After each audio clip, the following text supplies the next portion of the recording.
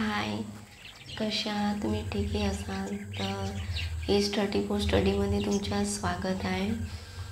तर तुम्हाला सुनीता विलियमबद्दल तुम्हाला काही माहिती असणारच आहे की 19 मार्चला आपल्या धरतीवर ते आगमन झालेले आहेत आणि ते मोलाची त्यांनी कामगिरी केलेली आहे. तसेच आपल्यालासुद्धा करायची आहे. सुनीता विलियमने 286 दिवस त्यांनी तिथे राहून स्वतःला न डगमगता त्यांनी स्वतःला एकदम व्यवस्थित राहून त्यांनी कोशिश केला. आपल्या देशासाठी खूप काही त्यांनी करून दाखविलेलं आहे. तसंच आपल्यालासुद्धा करायचे आहे. तितके वरत जायचं नाही. आपल्याला इथूनच खालून स्वतःसाठी स्वतःच्या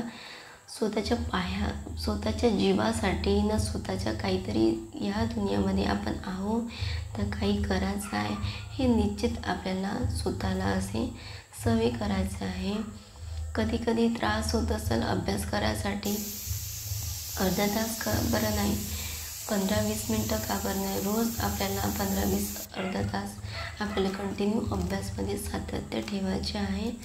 जीवनामध्ये खूप काही संघर्ष येत असतील, त्याच्यावर आपल्याला त्या गोष्टीपासून आपल्याला मात कसा करता येईल हे आपल्या हातात आहे. जर ते सुनीता विलियम एक महिला म्हणून ते आपल्या देशासाठी इतकं काहीतरी करू शकते, मग आपण का बरं नाही? आपल्याला तर देशासाठी नाही, पण आपल्याला स्वतःसाठी एक गव्हर्मेंट जॉब मिळवासाठी आपल्याला प्रयत्न नक्की करायला पाहिजे.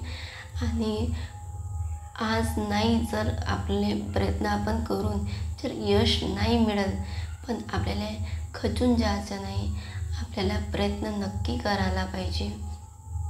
तर बघा, समाजसुधारक प्रत्येक एक्झाममध्ये विचारण्यात येत असतो.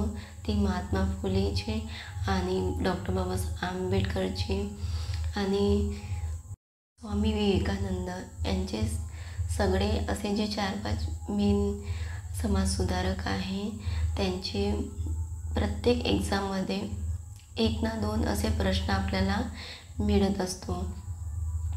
माझ्याकडे जुनी ओल्ड हिस्ट्रीची बुक आहे. मी समाजसुधारक इथून रीड करत आहे.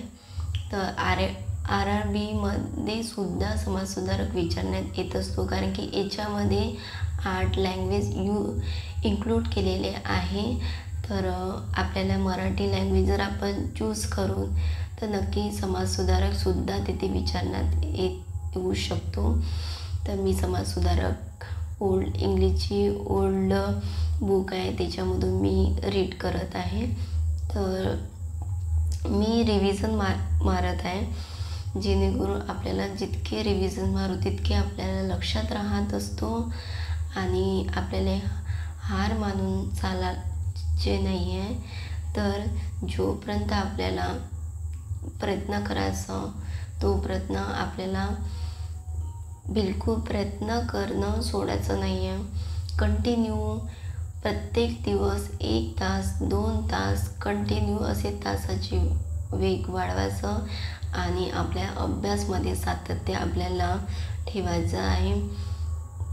बिलकुल खचून जायचं नाही आणि बिलकुल हार मानून द्यायचं नाही. स्वतःच्या मनाने असा एक निश्चय ठेवायचा नाही, मी करू शकतो, नाही माझ्यामध्ये ते ॲबिलिटी आहे आणि मी आज नाही उद्या नक्की त्या एक्झाममध्ये नक्की क्रॅक मी होणार आहे आणि क्रॅक मी करणार आहे. स्वतःच्या मनाला लावून द्यायचं आहे. चला भेटूया.